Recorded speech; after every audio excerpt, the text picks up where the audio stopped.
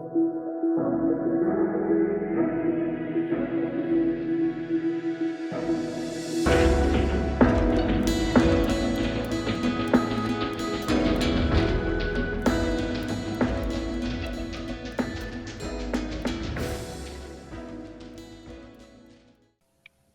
guys, welcome back to Physical Challenge Podcast. I'm Eddie, and I'm back from my break. I'm here with Joshua. How are you, Josh? I'm doing really, really well. This episode we are looking at a show that I kind of forgot existed. Um, I blocked it from my memory, so I am interested, let's say, to have this discussion. Yeah, I've heard about this show before because I'm a fan of the show that was basically like I guess the spinoff of it.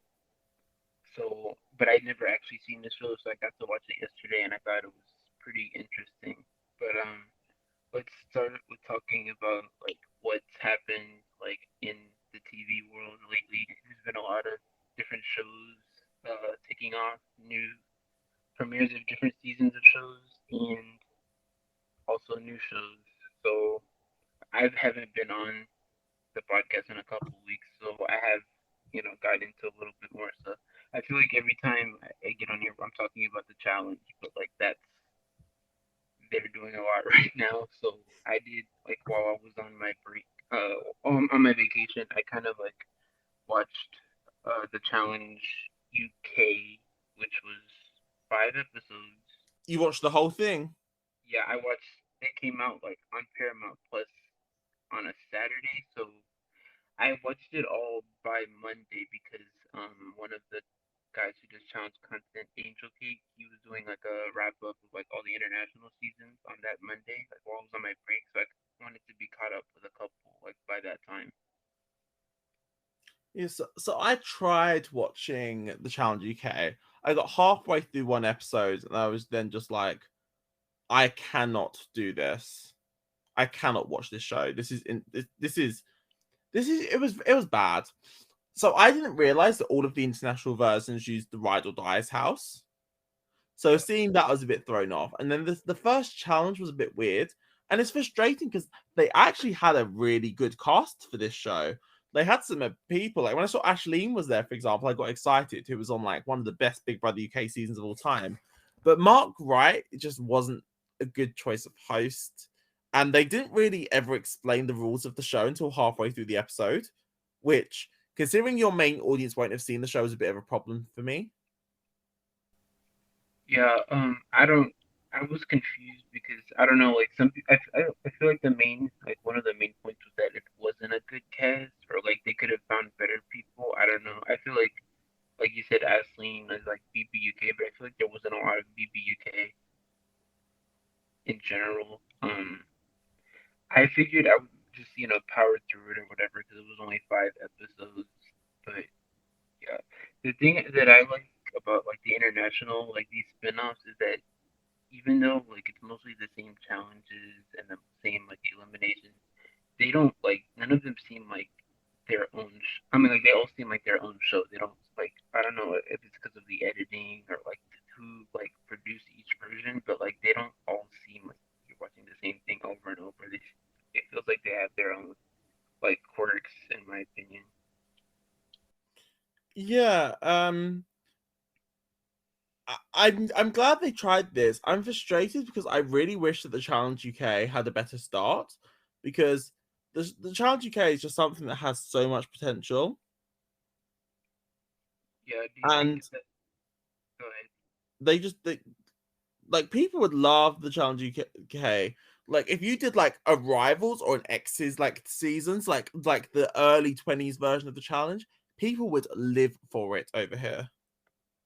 Do you think like the whole Queen thing? Like, you think that if that didn't happen, it might have like been able to been more put together? Well, I imagine it probably still goes similarly, because there was what, based on the pace of eliminations, there probably only would have been what, 6 episodes as opposed to 5. I was kind of confused because like one of them clearly said like in like one of the later episodes they were like we've been here for 2 weeks, so I don't I don't know because if there was a bigger cast and they just, I don't know if there was like a bigger cast and some people left or like it's really confusing. Like I imagine the way it 16 was, yeah, the way it was like set up from the beginning. It's like those were all the people, not like they like snubbed people from an edit or whatever.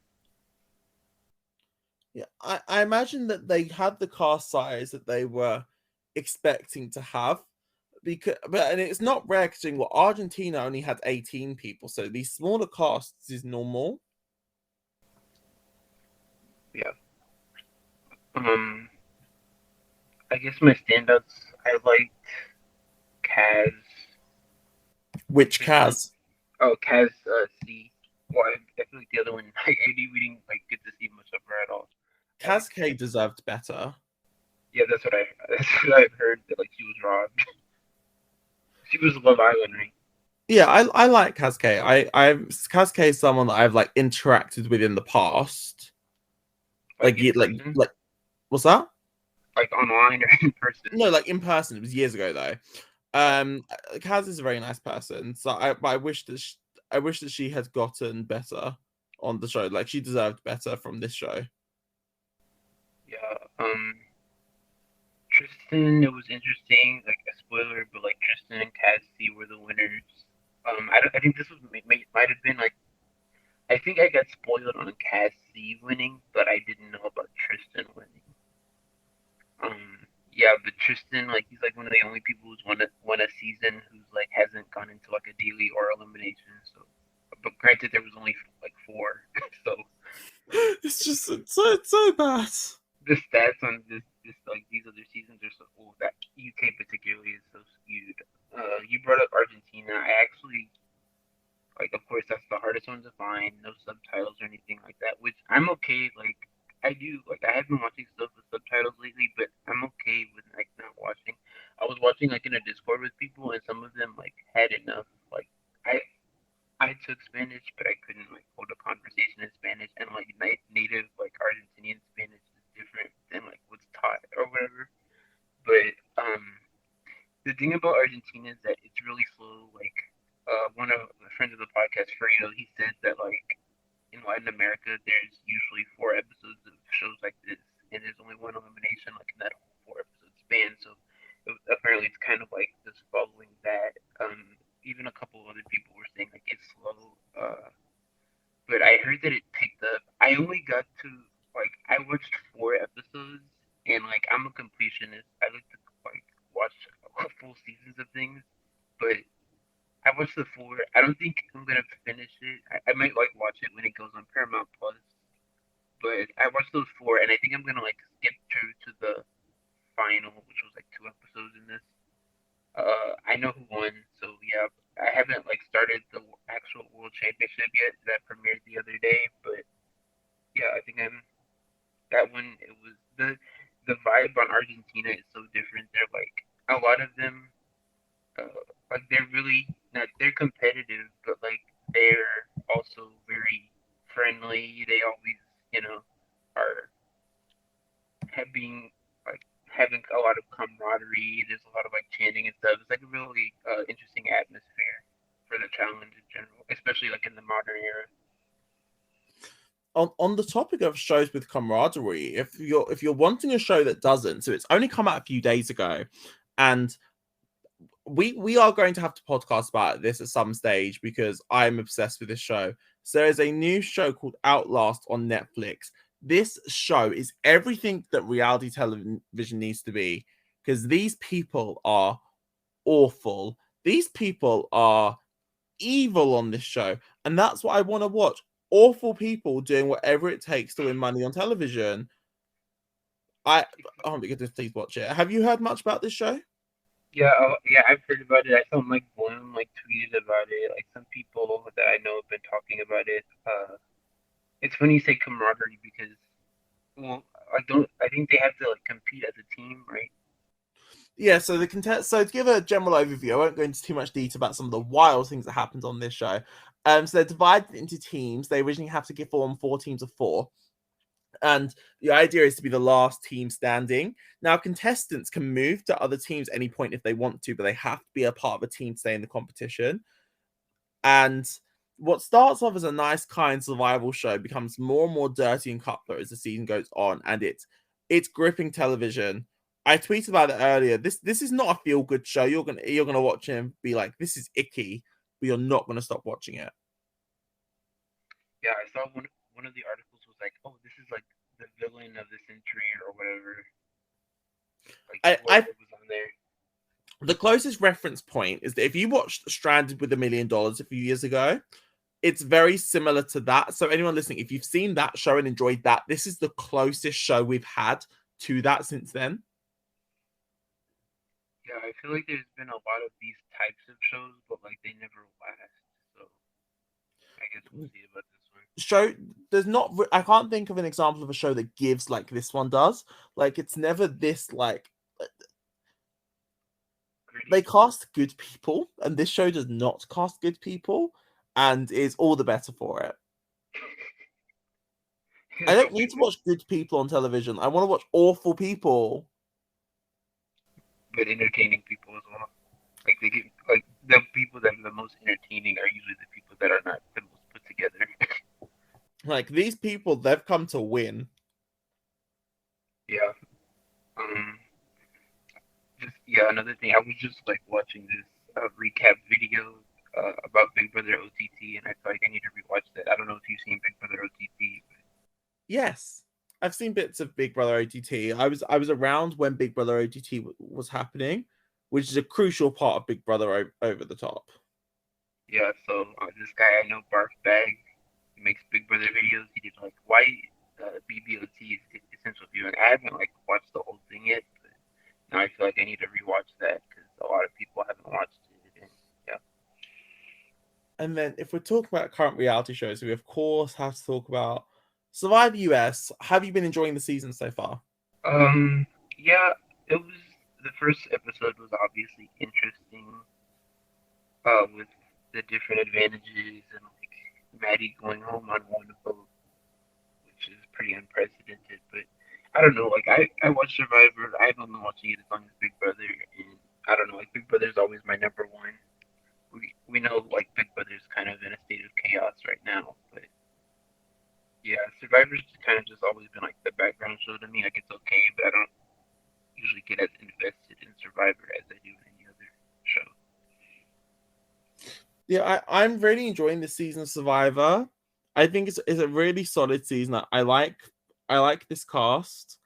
They're giving exciting television. I'm really into it. Yeah, I watched Big Brother. Not Big Brother, Survivor. See, I can never stop. Big Brother. No, I watched Survivor like the next day, so I don't know. I feel like that might have taken me out of it a little bit. I usually do get to watch Survivor like live on my TV, like, and then watch recaps or whatever. But I had a work training during that time, so I couldn't. But yeah, it's good. It's only the first couple of episodes, so we'll see how it picks up. I don't know if have you like we've another thing we've been talking about a lot on here is Big Brother Canada. I don't know if you watched the first couple of episodes of that. Have you? I mean, have you? I have not been, but these digital dailies. Yeah, yeah. I haven't I've been keeping up. Like I couldn't I have VPN. Well, I use my friend's VPN, and I couldn't get the dailies to download it first because people told me like if you refresh a couple times it works. So I got it to work yesterday. Like people have also been posting them like on different places, YouTube, whatever. But of course they're getting copyrighted. So I haven't really kept up with the digital dailies. I'll probably just watch recaps or read recaps of it. But yeah, it's just a mess between them not posting one every day, then posting one at midnight one night, and then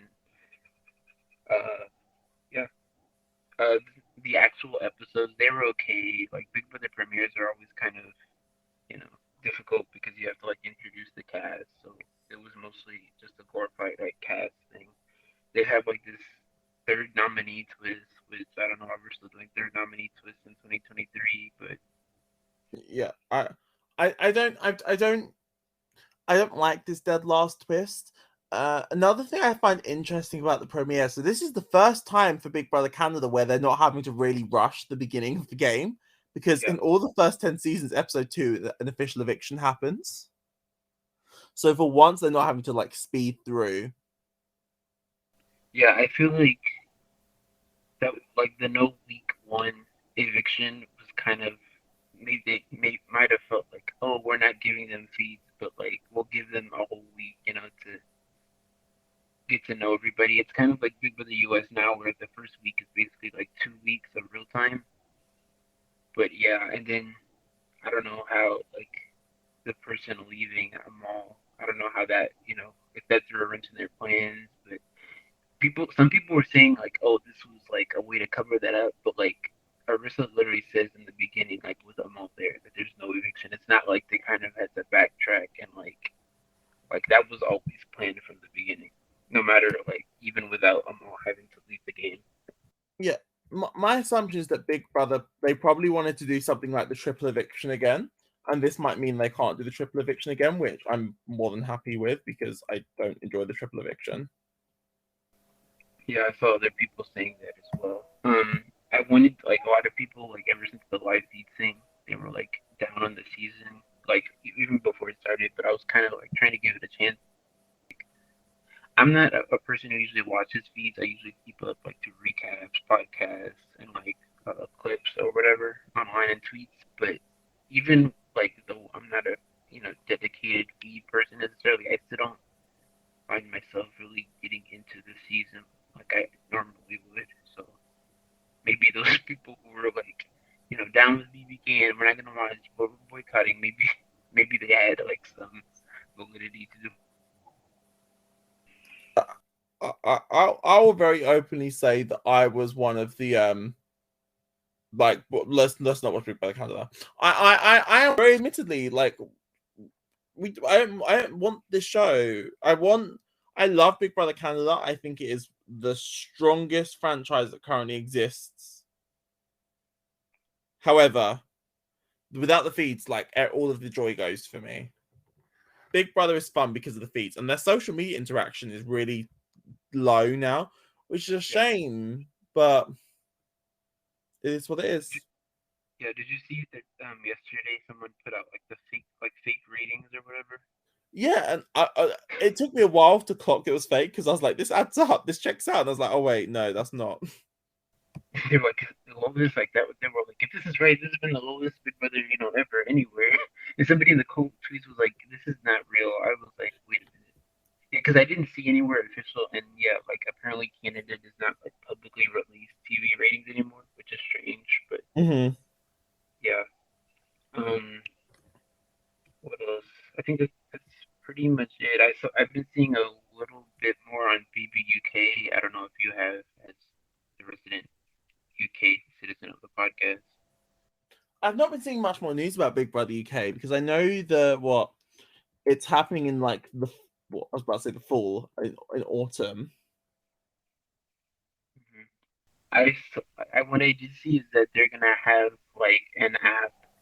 I think there was an app in the past, but like this new series will have an app with like voting and all that kind of thing. So Oh, yeah, I would imagine it's probably similar to like so I'm a celebrity in IT and Love Island. Love Island's probably the best comparison show because it's the same network and it's the same time slot. Like Love Island has an app and you vote via the app, so I assume Big Brother will do the same because we've moved past an era now where people are gonna call their audience is not gonna pick up a phone and call. yeah, I wish BBUS would do that. They had 1 year of BBUS where they were still like saying, "Oh, text your vote," and it's like, are we really gonna text our vote? Like even I feel like the website voting is even better than like texting. More people are on the internet, and you can like be on the website or whatever on your phone. Um, Yeah, there's this. I'm excited for BBUK. I'll be watching. Yeah, I probably will be watching too, especially now that it's in the fall because it won't like conflict with anything else. Probably there's a new BBUK. survivor. Yeah, there's a new Survivor coming on. I think Canada, like Survivor Canada. Oh yeah, No, no, Survivor Quebec. Quebec. Yeah, French Survivor. If it was, I doubt it will be subtitled. It's something that I would watch if it was, though. yeah. I think it's supposed to be because I know there's like the Big Brother Celebrity in Quebec I think they're Yeah, trying to like revitalize that stuff. I know that Rita Baga from Drag Race Canada and the current host of Drag Race Belgique was a contestant on the first Celebrity season. Yeah, that's been doing pretty well, I think, for Nouveau. But let's get into our show for the week. So our show for this week, I like one of the shows I grew up with watching was Endurance. That's one of my favorite shows of all time, like across all TV.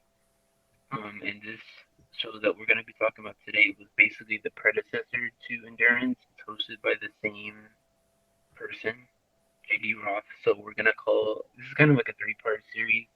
All of these shows were either hosted or executive produced, or this guy JD Roth was like involved in making. So we're calling this JD's three. So it's the three shows that he was involved in making that all kind of have similar concepts and gameplay. So the first one that we're talking about today is Moolah Beach. Uh, Josh, you said you had some like experience with the show before.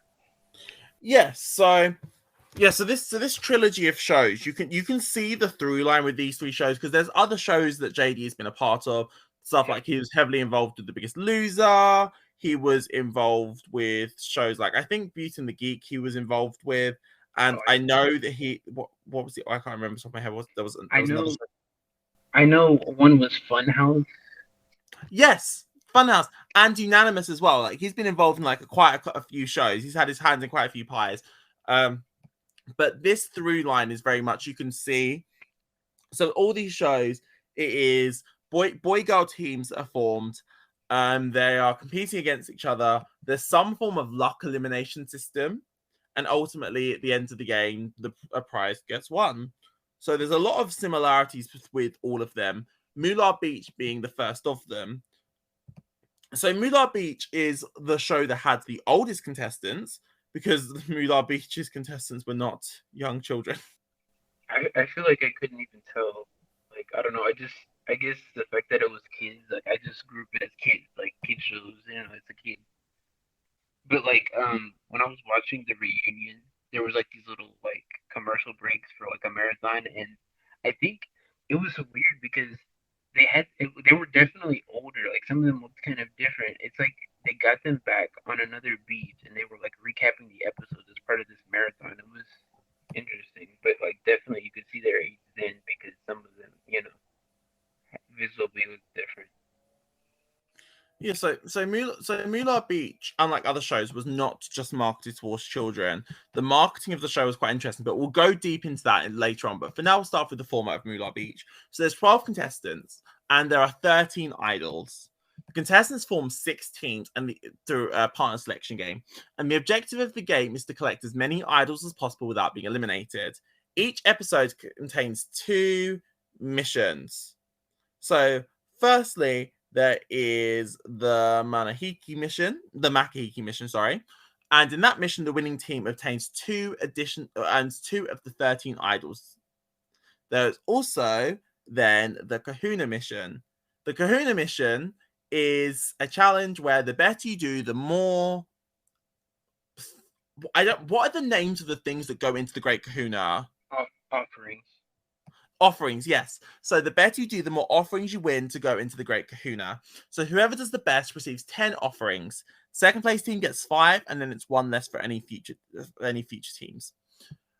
Then offerings are randomly drawn from the Great Kahuna, and the last team to have an offering drawn is eliminated from the game. What do you think of this Yes. elimination mechanic? Yeah. So when I saw this and I was like, okay, what's going on here? They have like this big, set piece or whatever of, the Great Kahuna. I was still trying to. I watched another video of like someone explaining it. Um. Okay. I saw at the very end of the show they were like they basically say like have this disclaimer. They're like it's predetermined like random draw. I guess I feel like like yeah you have the offering aspect and it's basically percentages. Like you're playing the percentages. Like if you win, if you have the most offerings, you have a better chance be safe. So I feel like they probably just yeah, it did like a random number generator or some kind of like random format, and then like the visual aspect was like the Great Kahuna spitting out, so that you have something on camera to see for something for the contestants to know how it works. But I don't know, I just feel like unless we're seeing like the actual mechanic, it's open to conspiracy and rigging accusations and that kind of thing. yeah. My assumption is that the eliminator team was randomly determined prior, and I doubt that the order we even saw the offerings was necessarily always the order it occurred. I assume they just randomly did it. They randomly selected the eliminator team. I do legitimately believe that the losing team was the losing team, but then they would then select the order, kind of like how in Survivor they select the voting order to reveal the votes. Yeah. But Um. yes, so ultimately one team would go home, and it's not necessarily has to be. It doesn't always have to be the team that come last in the challenge because it is a game of luck. Coming first increases your odds massively, but beyond coming first, the odds are quite close together. So there is a definite incentive to coming first in challenges. And then so within these idols, the objective of the game is not to obtain the most idols. The objective of the game is to obtain the winning idol. So hidden inside one of the idols is the prize, and whichever team is possessing the idol at the end of the game wins the game. What do you think about this idea of how a game is won? Well, I don't know. I kind of like the reaction at the end of like this like teenage girl just like pulling out a big fat stack of cash. I don't know. That just was interesting to me, but I'd imagine that like again, I don't know. They obviously they had to predetermine like what idol had the money, but I imagine that money didn't just sit, like in the idols for the whole 2 weeks. Like I know that they filmed this for over 2 weeks, I believe. So Yeah, so that was predetermined. So JD knew where the prize was for the entirety of the series. So JD knew what the winning idol was. okay, I do like that in theory, like everybody's gaining idols, so basically everybody, has an equal chance now. Like especially because the offering thing is just for elimination, so basically everyone had, everyone's playing the same missions. Everyone has an equal chance to win the missions. Everyone has an equal chance, to have this one idol. It's not like in other shows you'll see later, like in the other shows of the trilogy, that like usually you have to like gain all of like if that format was in this, it would have been like, oh, you have to gain all the idols to win, to win the game. But the fact that like it was basically an equal chance. You even see that like in this one season, that the team that won, they didn't even originally have the idol that won the game, basically. So I do think some of like some of the game mechanics are luck, and this like for this it's fine because I feel like everyone has an equal chance to win as long as you like win an idol. But I don't know how I feel about luck being some of the components for everything else. Yeah, so I think one thing that if I think one thing throughout the series we want to discuss is the series in the context of what comes before and after it. So here, I think the shows get better at balancing luck as a mechanic in their games as the series goes on. So I Right. think Moolah Beach is the worst example of luck balancing it because in both endurance and karma, luck is an avoidable thing. Endurance mostly, in karma definitely so. Whereas here, there's if you're an unlucky person, there is nothing you can do about it. Yeah. Because what if you're unlucky, you could go home in any episode, you're never safe. You could also just lose by being unlucky as well. So I think that luck on reality television is not a bad thing. Some of the best shows we have incorporate luck, like Survivor utilizes rocks when needs be, and obviously you have things like tribe swaps. Big Brother has the veto draw, so luck has a place in reality television. This show, I think, has an over reliance on it.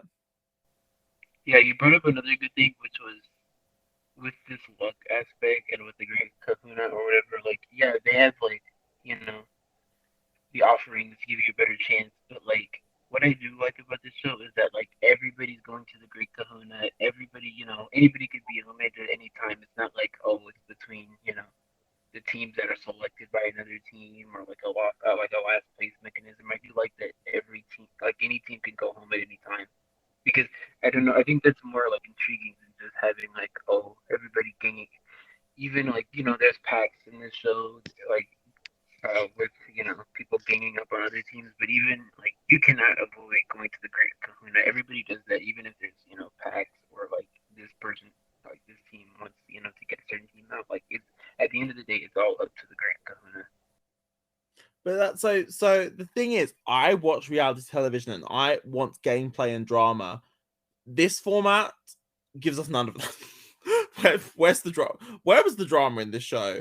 You don't think there was any drama? I think there was some.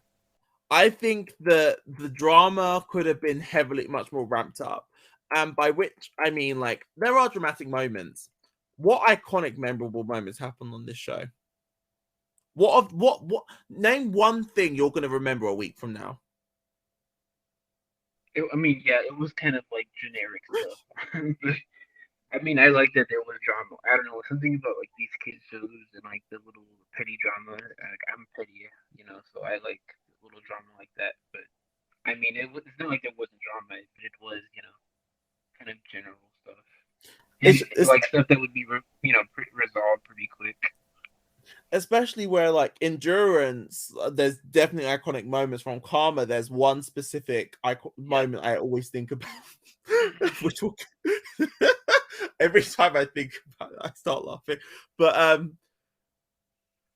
Moolah Beach doesn't give that. To me, Moolah Beach is interesting because it's a precursor to endurance, but as an isolated standalone thing, it doesn't give. right, exactly. But it's very much if you're a fan of endurance, it is worth watching just to see the inspiration. And you can see the inspiration because a lot of the challenges are very similar to things you would see in endurance.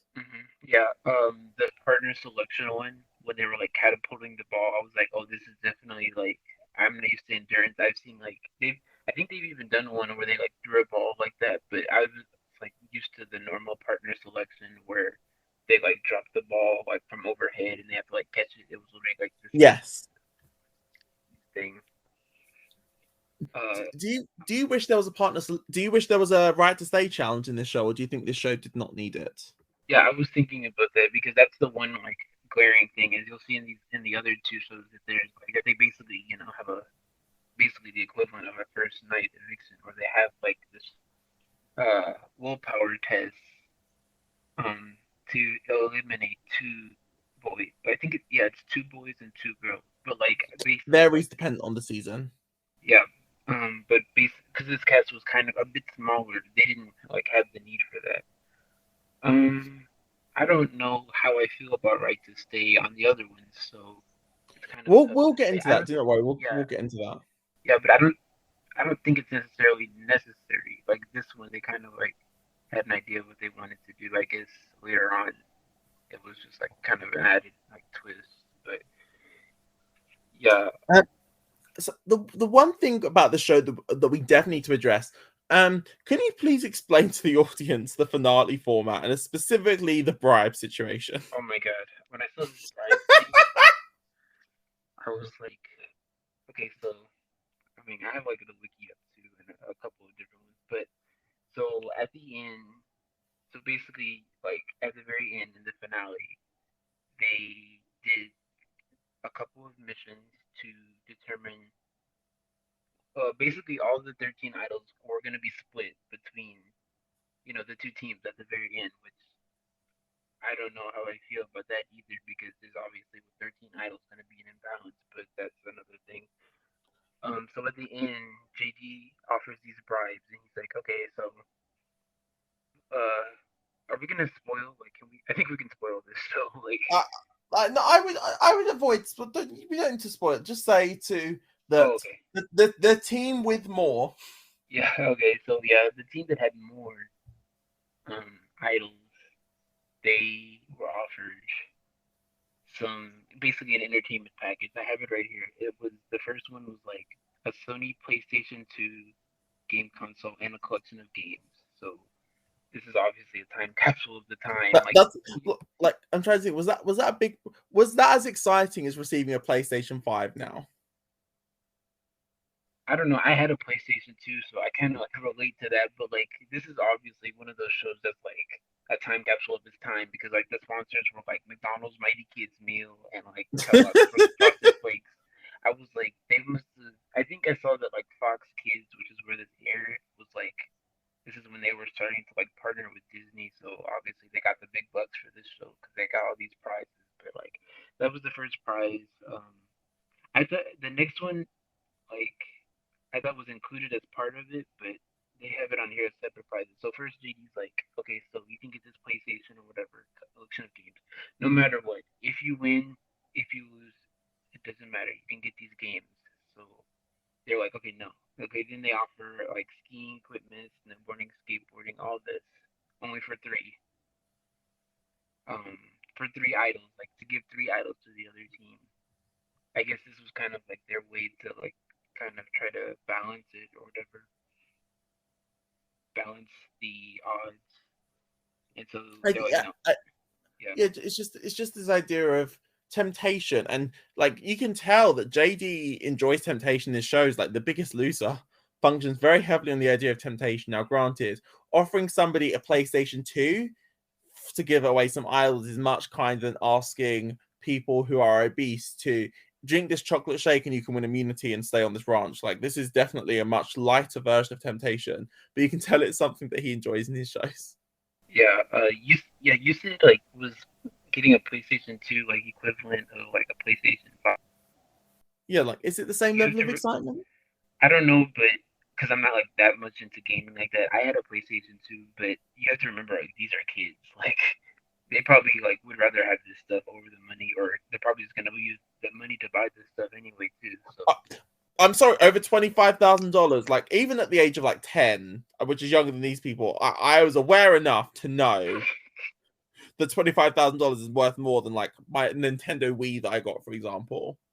yeah, maybe like at the beginning, yeah, but like they offer like more stuff. They offer like free McDonald's for a year, like a trip to win, a trip to the Daytona 500, like a Sea-Doo, like Wave Runner. Like at that point, like when they started offering all that stuff, I was like, okay, this like all this stuff put together, this is getting like close to the $25,000. Like I don't know, like I feel like at that point the prize, like the actual prize money, was getting to be, pretty close to like the total collective cost of like um all these prizes. But yeah, So because the structure is, give away some items, you can have all these things. But if you don't accept it, the other team's going to be offered this plus more stuff to accept it instead. I was watching this just like, this is awful. Like, well, can we just get to the point right now? It was very much giving. We need to fill time in this episode, and we that's need to get exactly what some. I was gonna say. Yeah, So we need to get some last minute sponsors in. yeah. So basically, one of the teams does take the offer. I'm not gonna say which one, but they did offer it to the other team for less idols because they had less idols. It didn't really affect the game overall that much, but it was kind of like an added, bonus mechanism. I don't know. I just like I don't know if I liked it per se. I just thought it was wild. Like they're giving away all this stuff. The most like the main like thing that was interesting to me was that it was like, oh, you can have this stuff whether you win the money or not. Because I feel like on most of these shows it would have been like, oh, like you have to give up the money or whatever, something like that. But like on here it was like you get this no matter what. So I was like, me being greedy, I would probably taken it because like there's no real consequence, even if I I mean, lose. there isn't that is that is a wild. What do you mean? There's no real consequence? Imagine you hand over the winning idol. Would you not like?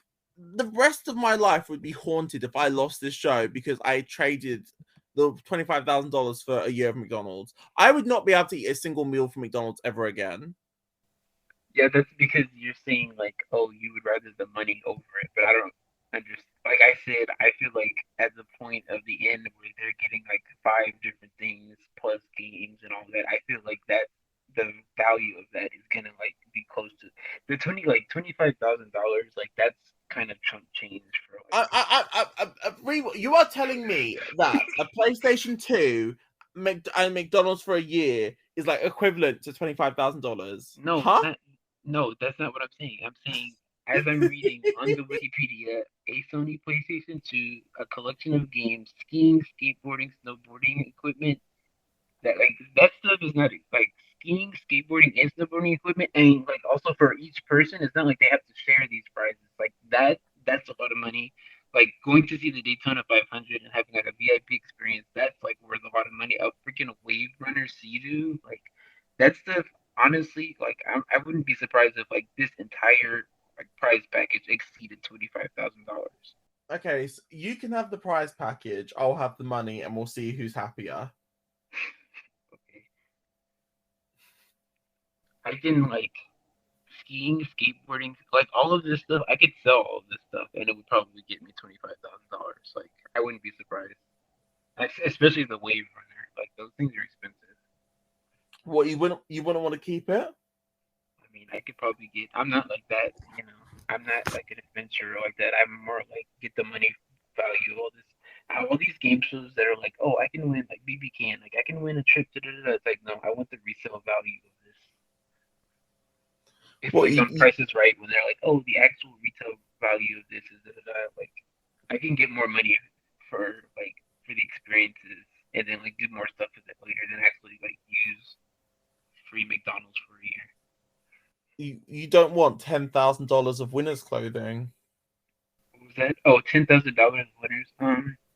No, I could probably get $10,000 of other stuff or better clothes than just winners.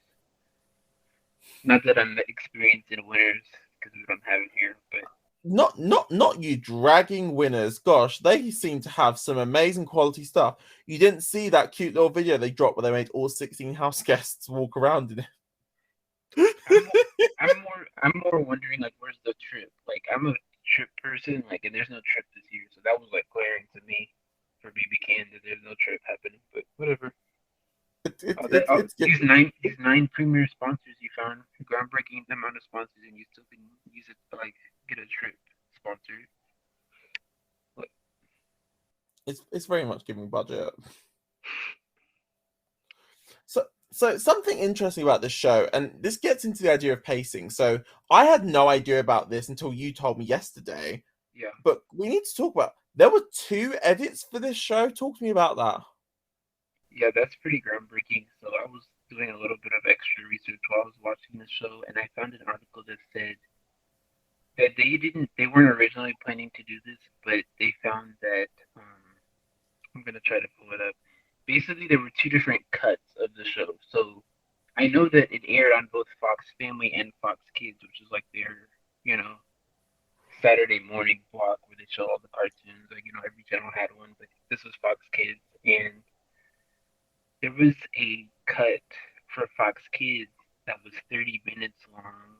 It wasn't as long as the other cut that was on Fox Family that it was an hour long. They felt that, well, I don't know about the validity of this, but these were their words that basically the Fox Kids version was more of a boys demo audience, and so they had the 30-minute version and focused more like on the challenges and that kind of thing. I'm gonna like actually read the quote that I pulled. So they said we never even considered a form of repurposing because both shows have a totally different texture of feel. This is what the vice president of programming for Fox Family said.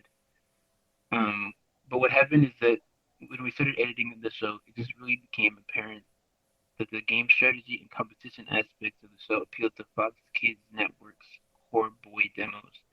At the same time, we felt that an hour-long version of the show would allow more time to explore the dynamics of the relationships and that Fox Family's viewers would react to that more strongly.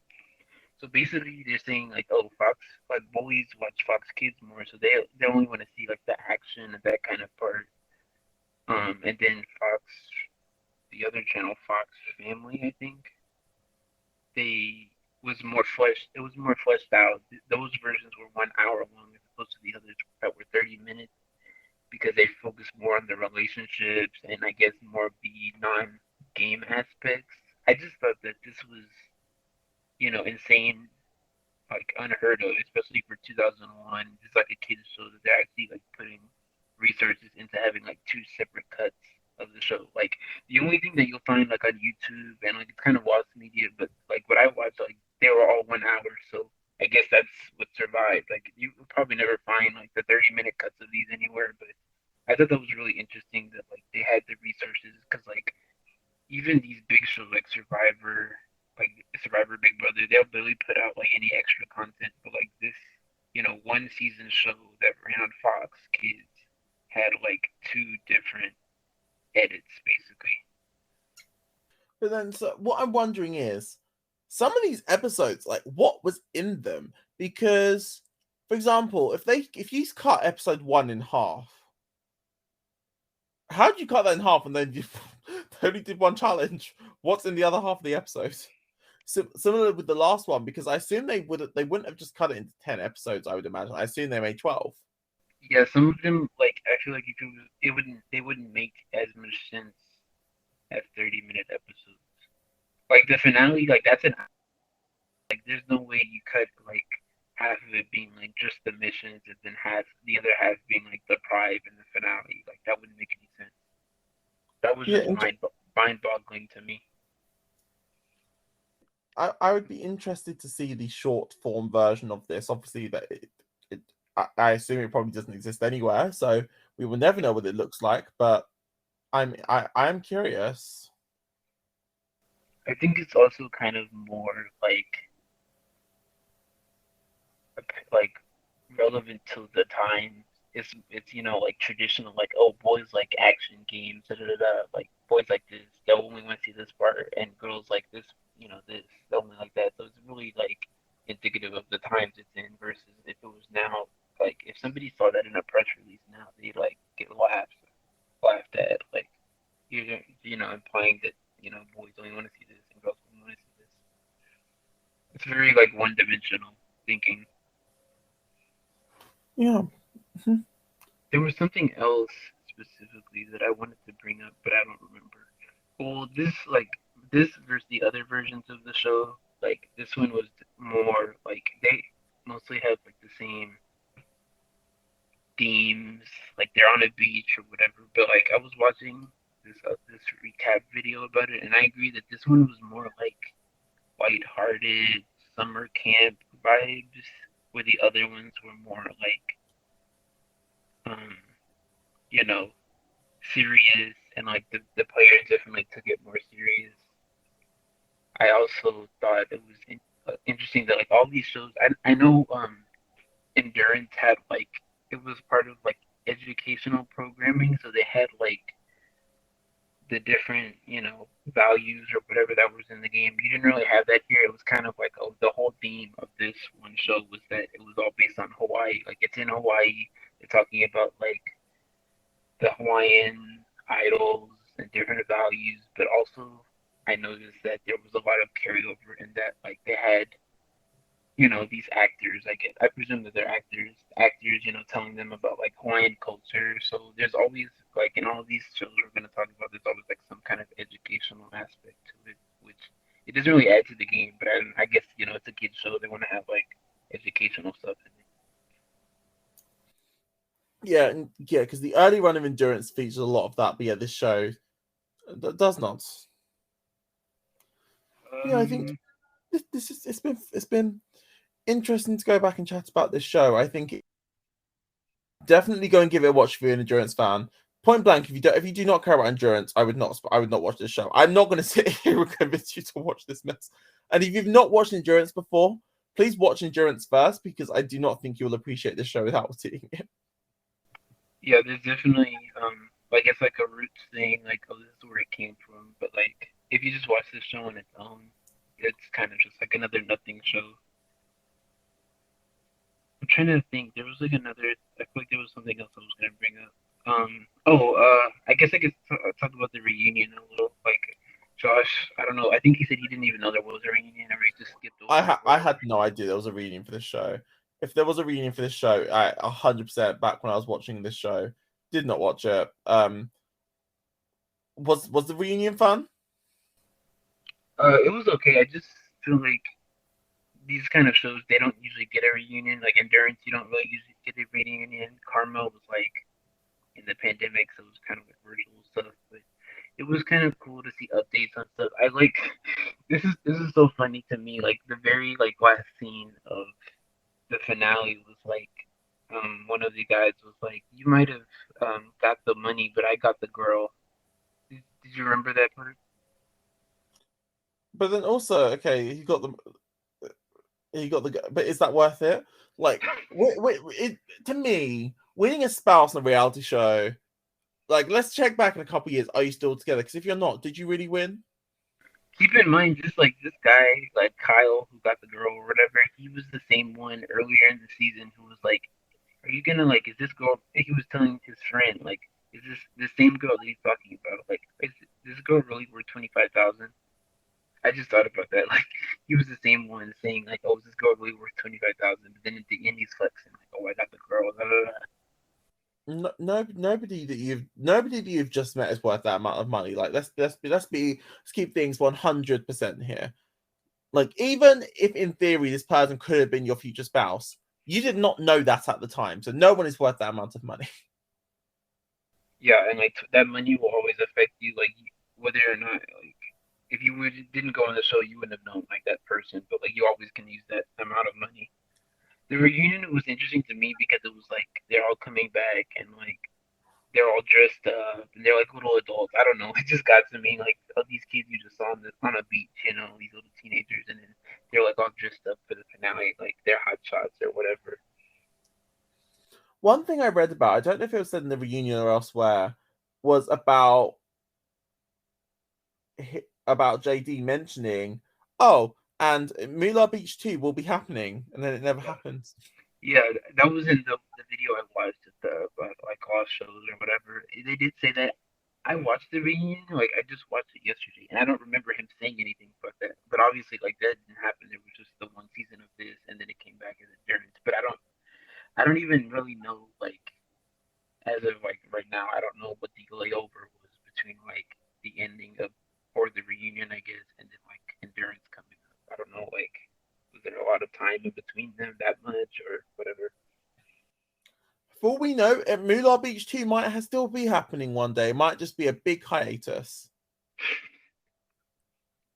Yeah, I would not watch Moolah Beach new version, but it is what it is. yeah. So do you have any? I think that's all I have. You have anything else? Yeah, not much. I know that I've been a bit critical of this show, and it deserves it, but it laid the foundations for what becomes a really solid show. So I'm super excited to talk about Endurance next week because Endurance is just I think one of the best reality shows of all time. I think it's because it feels a specific niche that I don't think any show is ever going to be able to top. Even though I think Karma does it slightly better, I think like Endurance and Karma they're very similar. I don't think any like revamped show would be able to do what Endurance does better than Endurance. So I'm super excited to talk about it. Yeah, it also had a decent following and it lasted a pretty long time for like a kids show or any like one-off show. It lasted 6 seasons. And I think it's also important to note that like this was like marketed as like or like the introduction was like, oh, this is basically Survivor for kids or whatever. This was like right after Survivor premiered, like the next year after Survivor premiered. And I think from what I was reading in like the press stuff is that like that's how they were marketing it. They were trying to, capitalize on the success of Survivor, and that's why maybe they had this, and it was kind of like a dry run, I guess. But then like you had Endurance, which is also known basically as the Survivor for kids. So it's like I said, it's definitely not only like with the sponsors and the prizes that kind of stuff, but it's really a relic of like its time because it's trying to like capitalize on the success of Survivor. So yeah, I look forward to it.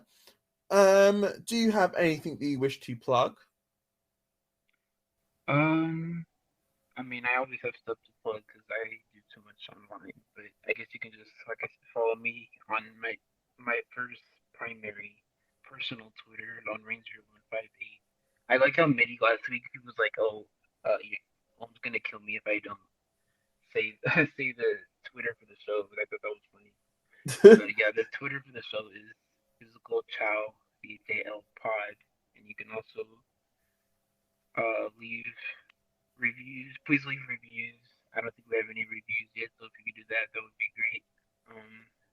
Yeah, Yeah, that's all I have for now. I think I might nice. be starting Twitch streaming soon, but Oh, exciting. yeah, keep posted on Twitter for that. So yeah, you can follow me on Twitter at JoshyFLX. Mehdi will not be with us for the next, I believe, couple of weeks. So it'll still be the two of us. But we are super. I don't think Mehdi ever watched Endurance, and it's one of those shows of making an adult watch Endurance sometimes can be a bit difficult because it's a kids show. But here we are. Anyway, and so yeah, just remind you, follow me on Twitter at JoshyFLX. Also the same on Instagram as well. Have a lovely week, everybody, and we'll be back to talk to you next week. Bye. Bye.